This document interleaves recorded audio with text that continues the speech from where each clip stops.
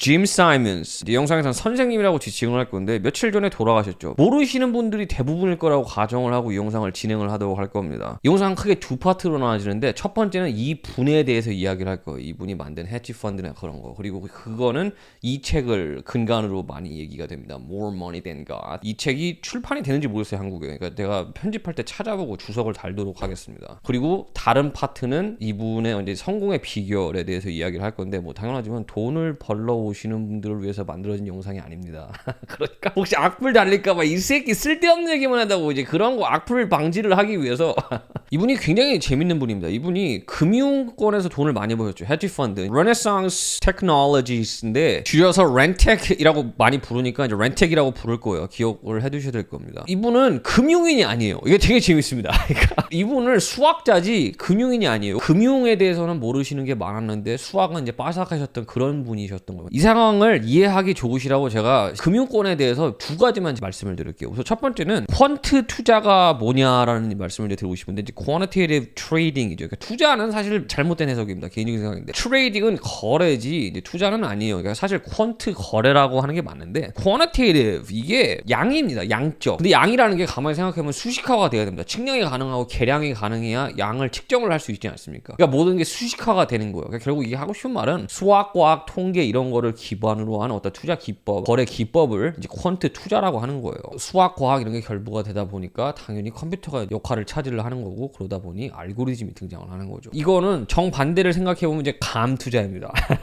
느낌 와 이러면은 딱 쏘고 많은 경우는 퀀트 투자 알고리즘을 기반을 한 게 나을 확률이 높습니다. 근데 이게 항상 우월하다라고 말을 하기는 굉장히 어렵습니다. 수학도 잘못된 가정으로 수학 공식이 시작되면은 말아먹는 건 일도 아니에요. 예를 들면 2008년도 모기지 사태가 좋은 예입니다. 왜냐하면은 그때 가정은 집값은 떨어지지 않는다로 계산을 해놓고 나중에 뚜껑을 열어보니까 집값이 떨어져. 그리고 거기서 큰 돈을 번 사람들은 야 이게 집값이 안 떨어질 수가 없다. 거기에 배팅을 한 거 아닙니까? 사실 감으로 간 거예요. 그리고 그 사람들은 떼돈을 번 겁니다. 하여튼 퀀트 투자 얘기는 여기까지 하고 다음으로 넘어가면은 금융권을 가만히 보면은 양분화가 돼요. 첫 번째는 상경계 계통이에요. 이제 막 경영, 경제 이런 거 배운 사람들 있지 않습니까? 다른 한 분류는 공돌이들입니다.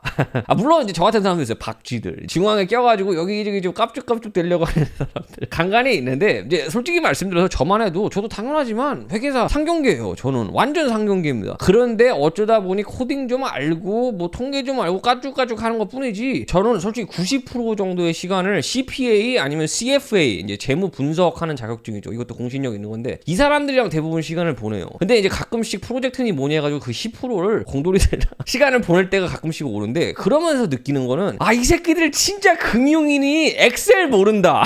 이제 컴퓨터 쪽에 계신 분들이 우리를 보면서 이 새끼들 진짜 컴퓨터 모른다 그런 생각을 할 수밖에 없어요. 제가 일전 영상에도 말씀드렸지만 제가 코딩을 좀 알기 때문에 여기저기 프로그램을 짜줍니다. 근데 저는 당연하죠. 허접이니까 뻑하면 이제 고장이 나요. 그러면은 계속 물어봐 나한테 고장 나는데 어떻게 하냐고. 그러면 이제 제가 도와주러 갑니다. 진짜 거짓말이 아니고 제가 이렇게 버튼 누르면 일 처리해줄 거라고 하는데 버튼을 눌러서 안 되면은 멈추고 저를 불러야 되는데 진짜 거짓말이 아니고 버튼을 계속 눌러 일이 될 때까지. 그리고 나한테 소리를 지르는 거야. 아니 한 번 눌러서 안 되면 멈춰야지. 뭐를 기대를 하는 거야. 그러니까 드리고 싶은 말씀은 이 상경계 쪽이랑 이과 쪽에 계신 분들 이 지식의 갭이 있지 않습니까? 이게 닫혀지지가 않아요. 이거를 둘 다 완벽하게 하는 사람 세상에 없다라고 개인적으로 생각하고 있어요. 아니 어딘가에 있을지도 몰라. 어디 숨겨진 고수들 어디 있을 수도 있겠지만 대부분의 경우는 그런 사람은 없습니다. 가장 큰 문제는 관심이 없어요. 상경계 쪽은 뭐 수학이니 뭐니 관심이 없고 이과 분들은 금융이니 세금 특히 세금 같은 거 관심이 너무너무 없고 짐 사이먼스 선생님 같은 것도 좋은 예입니다. 이과 사람인 거예요. 그런데 금융 쪽에 뛰어든 사람인 겁니다. 하여튼 의도치 않게 서론이 약간 길어졌는데 제가 말씀드렸던 이 책을 가만히 보면 이분은 굉장히 간략하지만 완벽하게 묘사를 합니다. 선생님은 수학자였고 코드 브레이커 코드 암호 이런 거를 해독하는 사람입니다. 투기꾼 그리고 사업가라는 말을 합니다. 딱 이렇게 네 가지가 정말로 완벽하게 이분을 서술하는 단어예요. 뭐 이 영상에서는 뻔한 얘기들은 안 할 거예요. 이분 헤지 펀드 렌텍이 평균 수익률이 30년 동안 39%. 이게 말이 30년 동안 39% 39%지 그러면은 10만 원을 넣으면 20억이 됩니다. 10만 원 30년 전에 묻어놨더니 20억이 돼서 튀어나와. 세상에 그런 게 어딨어요. 완전 노다지는 다른 데 없는 게 아닙니다. 하여튼 뭐 이런 거라던가 억만장자예요 뭐 이런 거 있지 않습니까? 이런 얘기는 하지 않을 거예요. 제가 트위터에서 이분의 연력을 간단하게 요약한 거를 보게 됐는데 이게 굉장히 좋습니다. 첫 10년은 박사과정 밟으시고 암호해독가로서 수학을 하면서 보내시고 그 다음 10년은 스토니 브룩 대학교, 미국의 대학교죠. 여기 수학과를 이끌어 나가시고 그 다음 10년은 헤지펀드를 시작하신 겁니다. 그래서 이 헤지펀드 알고리즘 있지 않습니까? 이거를 만드는데 이제 시간을 보내시고 그 다음 10년은 돈을 찍어내시는데 시간을 보내시고 저 나쁘지 않아. 이게 제일 좋은 10년. 나도 이런 10년 보냈으면 좋겠습니다. 그리고 그 다음 10년은 일선에서 물러나시죠. 그리고 그때부터는 이제 과학, 수학 이쪽에 연구에 펀딩을 미친 듯이 하시죠. 이거에 관해서 좀 이따가 이야기를 나누도록 하고 그리고 10년은 이제 은퇴를 하신 겁니다. 굉장히 의미심장한 인생입니다. 그래서 잠깐 여기 처음 20년을 보면 이제 박사과정을 받으시고 수학과를 하시고 결국 이럴 때는 이제 학자이신 겁니다. 여기 이 20년에도 흥미로운 게 뭐냐면 사업을 또 여기저기 이렇게 하세요. 대부분은 거기서 안 되고 그 와중에도 또 여기저기 투기를 하십니다. 그러니까 이게 되게 재밌는 게 그냥 학자하면 대부분은 그냥 학자로 가는데 여기서부터도 이미 여기저기 손을 많이 대신 거예요. 여기서 오늘 진짜 중요한 핵심은 이겁니다. 우리는 성공하는 사람들을 바라볼 때 이렇게 혜성과 같이 나타나서 떼돈을 버는 사람들을 바라봐요. 빌 게이츠만 봐도 어렸을 때 밑도 끝도 없이 나는 컴퓨터가 좋아요. 그리고 그냥 억만장자가 된단 말이에요. 워런 버핏 같이 나는 투자가 좋아요. 그리고 투자에 기재가 되고 이런 사람들을 보고 신격화를 하는데 현실은 이런 사람들은 1%도 안 됩니다. 대부분은 여기저기 손대보고 말아도 먹고 실패도 하고 그런 게 거름이 돼서 어느 순간에 내가 집중할 수 있는 거, 내가 좋은 거 그거를 찾아내는 거예요. 그리고 거기서부터 성공이 시작되는 겁니다. 통계적으로 봤을 때도 대부분의 성공하는 회사들은 40대 이후에 사람들이 시작하는 회사가 대부분 성공을 합니다. 20살에 회사 해가지고 성공하는 경우는 거의 존재하지 않는 겁니다. 근데 우리들은 거기를 바라보는 거예요. 왜냐면 내가 저렇게 되고 싶거든. 근데 대부분의 경우는 20년은 이런 시도해보고 실패하고 그리고 거기서 내가 좋은 걸 찾아내는 사람들, 그 사람들이 성공을 하는 거예요. 사람들이 물어봐요. 비법을 전수해달라 이거지. 어떻게 렌텍이 이렇게 미친 듯한 수익률을 내십니까? 우리들은 거기에 무슨 완전히 천재들, 아인슈타인 같은 사람이 막 말도 안 되는 수식으로 모든 거를 다 꿰뚫는 그런 알고리즘을 개발했을 거라고 믿는 겁니다. 근데 현실은 그게 아닌 거예요. 여기저기 작은 비밀들이 있어요. 그러니까 비법들이 큰 비법이 아니고 작은 비법들이 여기저기 있는 거야. 산지에 있는 거야. 근데 그거를 쭉 모으니까 그게 대성공을 이루는 겁니다. 그러니까 생각보다 많은 것들은 이제 우리가 간과하고 무시하고 이런 작은 성공들 있지 않습니까? 뭐 그딴 거 뭐 대단한 거라고. 이런 게 무시해버리고 그런 것들이 근데 축적이 되는 거예요. 유명한 식당들 있지 않습니까? 사람들 막 줄라라비게 서 있는 그런 식당들 이렇게 가보면은 진짜 생각보다 막 맛이 막 와 어처구니 없어 막 이런 데는 생각보다 드물어요. 제 생각에는 그런 식당은 거의 존재하잖아요. 그냥 그 조그만 것 때문에 문을 열어도 뭐가 달라. 그냥 느낌이 다르고 트는 음악이 다르고 인테리어가 다르고 이런 거 있지 않습니까? 별거 아닌 것 같은데도 이런 작은 것들이 모이면서 느낌이 좋은 거야. 이 전반적인 모든 게 어우러지면서 사람들이 여기를 선호하는 게 없지 않아 있는 겁니다. 오늘 가장 큰 핵심은 사실 이건 것 같아요. 이런 작은 것들이 모여서 크게 변하는 건데 이 작은 것들이 생각보다 우리가 너무나도 간과하는 게 많다. 여기서 당연하지만 렌텍에 대한 얘기를 안 할 수가 없어요. 비법을 전수를 안 해주겠지. 근데 비법은 알 수가 없어요. 완전 기밀이기 때문에 우리는 그런 건 알 수는 없고 대략적인 왁구는 이제 말씀을 드릴게요. 지금부터 도대체 무엇을 하냐인데 진짜 간단하게 말씀드려서 알고리즘을 만드는데 거의 절반에 가까운 확률로 돈을 잃거나 따요. 딸 확률이 살짝 50%를 넘어가요. 그럼 그 차익에서 돈을 버는 겁니다. 긴 시간을 두면 둘수록 돈을 벌죠. 아무리 작은 차익이라고 해도. 어떤 사람이 투자의 기지가 나타나서 주식을 사면은 1년 만에 더블이야. 살벌해요. 그런 사람이 있고 이 알고리즘은 그냥 하루에 0.25%만 수익률이 나요. 근데 그렇게 365일을 하지 않습니까? 그러면은 1년을 두고 봤을 때 그 투자의 기제는 더블 했을 때 이 알고리즘은 248%를 봅니다. 더블하고도 48%를 더 버는 거예요. 이게 말씀드렸듯이 이런 작은 것이 모이면서 크게 되는 겁니다. 이게 바로 마법인 거예요, 사실은. 알고리즘에 대해서 잠깐만 말씀을 드리자면 상대적으로 좀 공개적으로 알려져 있는 것 중 하나는 날씨에 관련되는 겁니다. 렌텍이 말하면 날씨가 좋으면 주식 가격이 올라간다고 그래요. 통계적으로 봤을 때. 근데 당연하지만 이 영향은 미비하기 때문에 이제 공개가 된 거예요. 그러니까 쓸모가 없는 알고리즘입니다, 이런 거는. 근데 결국은 날씨가 좋으면은 어떤 주식을 사라, 얼마만큼, 이런 식으로 알고리즘이 진행이 되는 겁니까? 그러니까 회사 내부에서 어떤 일을 보자면 중요한 사건들이 있거나 어떤 중요한 신호가 오는 거를 캡처를 해요. 이 일이 벌어졌을 때 통계적으로 봤을 때 어떤 식으로 어떤 주식이 어떻게 움직이냐를 미리 예측을 하는 겁니다. 알고리즘 얘기는 계속 하긴 할 건데 여기가 좋은 분기점인 것 같은, 이제 성공의 비결에 대한 얘기를 하기 좋은 분기점이라고 생각해서 성공의 비결도 이제 두 가지로 나뉩니다. 첫 번째는 이제 어떻게 그 회사를 성공시켰느냐, 그거에 대한 얘기를 지금부터 할 거고, 이 다음으로는 개인의 관점에서 바라보는 원리 원칙 그리고 성공의 비결. 이 기사를 쓰신 분이 선생님의 전기를 쓰셨습니다. 근데 제가 그 책을 읽지는 않았습니다. 혹시라도 말씀드리려고. 선생님 전기를 쓰면서 많은 대화를 나누지 않았습니까? 배운 점들을 여기서 일목요연하게 잘 나열을 해줘요. 첫 번째는 데이터 도미넌스, 그러니까 데이터를 지배를 하라, 이겁니다. 가만히 생각해보면 이 알고리즘이라는 거는 패턴을 찾은 다음에 거기에 맞는 규칙을 정하는 거 아닙니까? 전쟁이 났어. 그러면 어디에 어떤 주식이 어떻게 시장이 움직이느냐, 그 패턴을 찾아야 되는데 대부분의 것들은 이제 무작위 같이 보인단 말입니다. 그러니까 많은 소음들을 제거하고 나오고 난 다음에 거기에 진짜 중요한 신호가 있어요. 아, 어떻게 항상 사람들은 희한하게 이런 식으로 움직이더라는 거, 이런 거 있지 않습니까? 그 패턴을 찾아내는 게 마법인 건데, 당연하지만 이런 패턴을 찾으려는 움직임은 우리는 다 알고 있는 거죠. 예를 들면 1월 효과 이런 거 있지 않습니까? 아, 1월만 되면 주식 가격이 올라, 아니면은 연준이 금리를 올리면 주식 가격이 내려가, 이런 단순한 패턴들은 다들 어느 정도는 감지하고 있단 말이에요. 당연하지만 다 틀리죠. 왜냐하면은 데이터가 광범위하지를 못하고 3년 전부터 내가 바라보니까 매년 1월 달에 가격이 올라. 그러니까 이게 평생 갈 거라고 생각을 한단 말이에요. 근데 나가 알고 있는 건 누군가는 100% 알고 있단 말이야.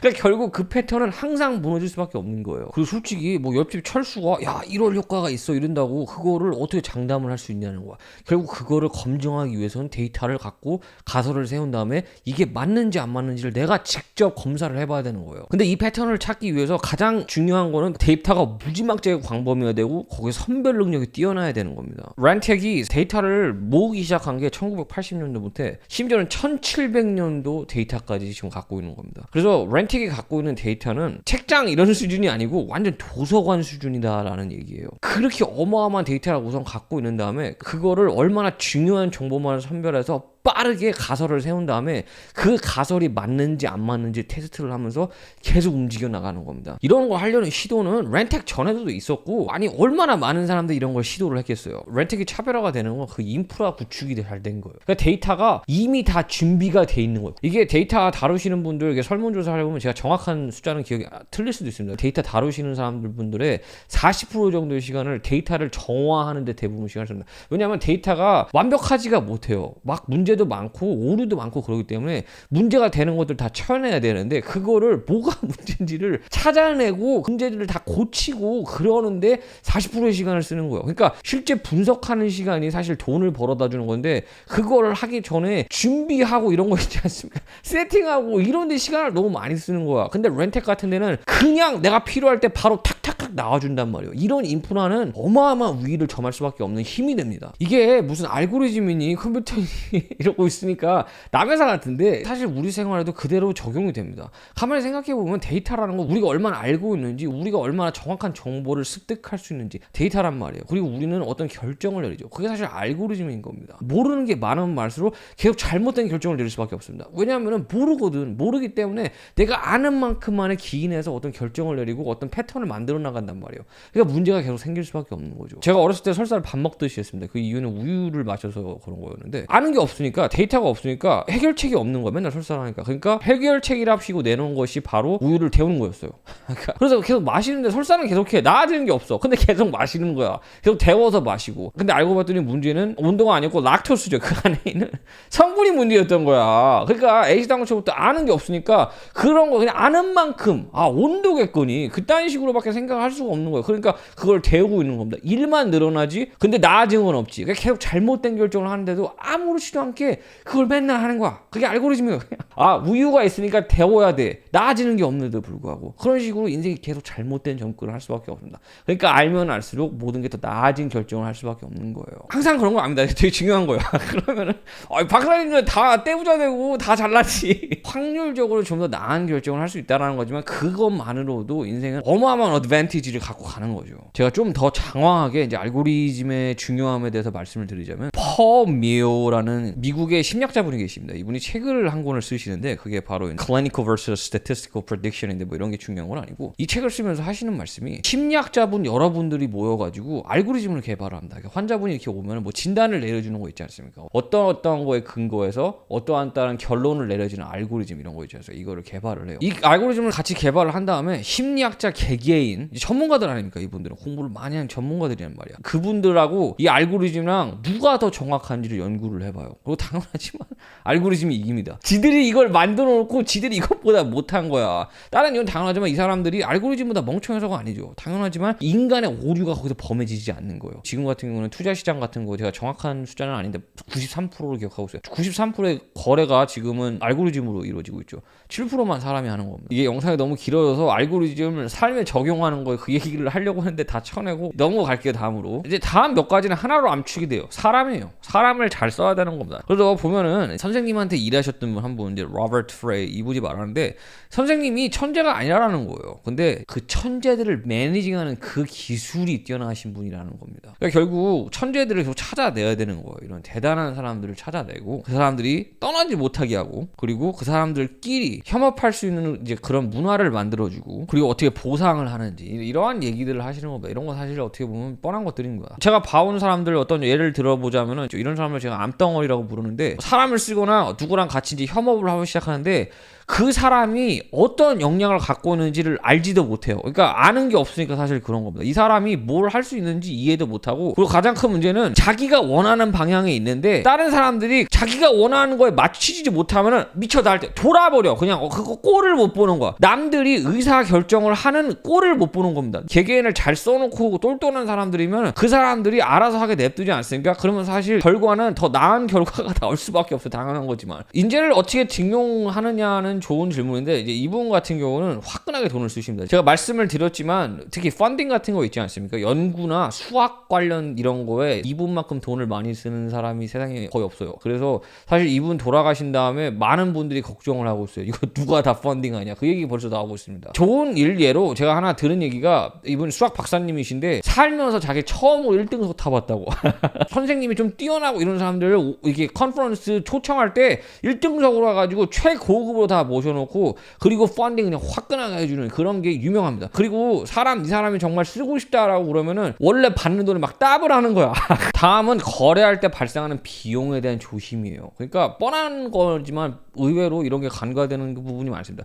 당연하지만 자산이든 뭐가 됐든 간에 거래량이 늘어나면 늘어날수록 비용은 많이 늘어날 수밖에 없죠. 그렇기 때문에 뭐 좀 잔인하지만 자주 팔고 단타하시는 분들이 알고지들이 좀 많습니다.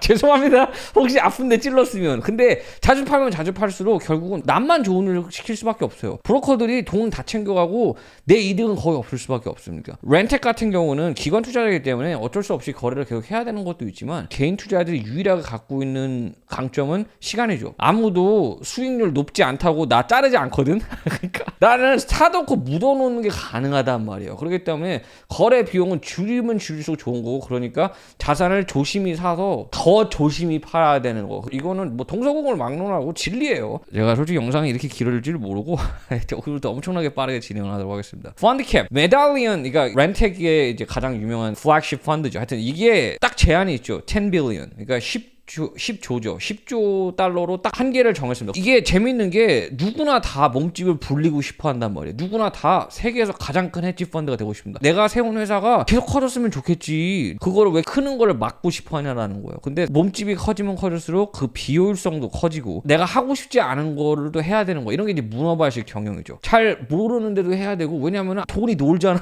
뭐 할 거냐라는 거야. 이거 갖고 막 돌죠. 막 쪼지 않습니까? 투자자들 와가지고 야 이 새끼야. 와서 내 돈 왜 놀리냐고. 그러니까 막 억지로라도 하기 싫은 것도 하고 이런 일이 벌어지는 거란 말입니다. 자기 한계를 넘는 순간부터 문제가 발생을 하죠. 근데 누구도 그걸 인정하기 싫은 겁니다. 다음은 뭐 전술이에요. 트레이딩 전술 같은 거. 뻔한 얘기입니다. 당연히 좋은 전술이 있으면 당연하지만 거래를 잘할 수밖에 없지. 오만하지 마라. 그리고 레버리징 업. 안전한 수익이 창출이 되면 될수록 더 많은 돈을 빌리고 더 많은 돈을 빌린 데서 그 안전한 수익은 더 커지는 거 아닙니까? 벌어오는 돈도 커지고 레버리징 반영이 되는 거죠. 이제 그 얘기를 하는 겁니다. 그리고 마지막으로는 이제 경쟁을 제한해라 하죠. 당연하지만 경쟁이 심한데 가서 박 터지고 버는 돈이 없어요. 이제 유튜브가 좋은 이유입니다. 예, 마지막으로 말씀드렸듯이 선생님의 원리 원칙에 대해서 다룰 건데요. 이제 이 영상에서 선생님이 5가지 원리 원칙을 말하십니다. 이제 이 영상을 보거나 그러지는 않을 거고 제가 5가지를 요약을 해놨으니까 그거를 토대로 이제 진행을 하도록 할게요. 첫 번째로는 아름다움을 쫓아라입니다. 이게 아름다움이라는 게 우리는 미학 이런 것만 생각하기 쉬운데 선생님 같은 경우는 수식이 첫 번째로 그 아름다움의 매료가 되신 거고 수학자들 인터뷰하는 거 가만히 보면은 많은 분들이 수식이 얼마나 아름다운지에 대한 얘기를 많이 하세요. 애지간한 그림 못지않게 아름답다는 말씀을 많이 하시죠. 선생님 같은 경우는 특히 이제 나중에 얘기가 나오는 게 회사 운영을 하면서 아름다움 얘기를 하느냐 하는데 선생님 하신 말씀이 이렇게 대단한 사람들 데려다 놓고 이 모든 게 완벽하게 굴러가게 만드는 게 얼마나 아름다운지를 이해할 수 있느냐라는 말씀을 하세요. 사람들이 으쌰으쌰 해가지고 어떤 거대한 일을 이뤄내는 거 있지 않습니까? 그거 바로 미죠. 뭐 별거 있겠습니까? 두 번째, 똑똑한 사람들에게 둘러싸여야 되는데 이건 이미 말씀을 드렸으니까 뭐 자세한 말씀은 안 드리겠지만 가만히 보면은 우리 가끔씩 어떤 모임 이런 거 있지 않습니까? 그러면 가만히 보면 야 내가 여기서 제일 잘났어 내가 여기서 제일 똑똑해 이런 생각을 하고 있으면 사실 뭔가 잘못하고 있는 겁니다. 항상 야 저 사람 왜 이렇게 똑똑할까 이런 자리에 있어야 아 내가 똑똑한 사람한테 둘러있어 그걸 확인받는 거죠 사실. 다음은 이제 독창적인 것을 해라입니다. 이거는 사실 특히 한국 분들에게 한국 사람들 뭐 튀면은 돌 던지잖아 독창적인 걸 하는 게 항상 말들은 하는데 이게 쉽지가 않아요. 왜냐하면 나부터도 내가 지금 뭘 하고 있는 게 믿을 수 있을까? 남들이 좋아해 줄까? 이게 과연 먹혀 들어갈까? 그런 어떤 의구심은 항상 들 수밖에 없습니다. 포기하지 마라. 뭐 뻔하죠. 사실 선생님도 그 알고리즘 개발할 때 있지 않습니까? 거의 10년 동안 알고리즘을 만든 겁니다. 그리고 10년을 돈을 찍어낸 거죠. 그러니까 이런 게 다 뻔해 보이지만 막상 내가 그 상황에 있지 않습니까? 이런 원리 원칙은 진짜 지키기가 힘든 겁니다. 그렇기 때문에 이게 뻔한 것들도 제가 지금 말씀을 드리는 거. 생각보다 소수의 사람들만이 진짜 하는 겁니다. 그리고 마지막으로 이제 행운을 기도해라. 선생님이 하신 말씀이 사람들이 운에 대해 생각할 때는 뭔가 나쁜 일이 벌어질 때 그때만 운을 이제 생각한다라는 거예요. 재수없네 내 인생은 왜 이러냐 이럴 때 꼭 나쁜 일만 벌어질 때 행운을 생각하는데 생각보다 많은 경우는 내가 얼마나 복을 받고 태어난지에 대한 생각을 해야 될 필요가 있다라는 거죠 사실. 오늘 여기까지 할게요. 감사합니다.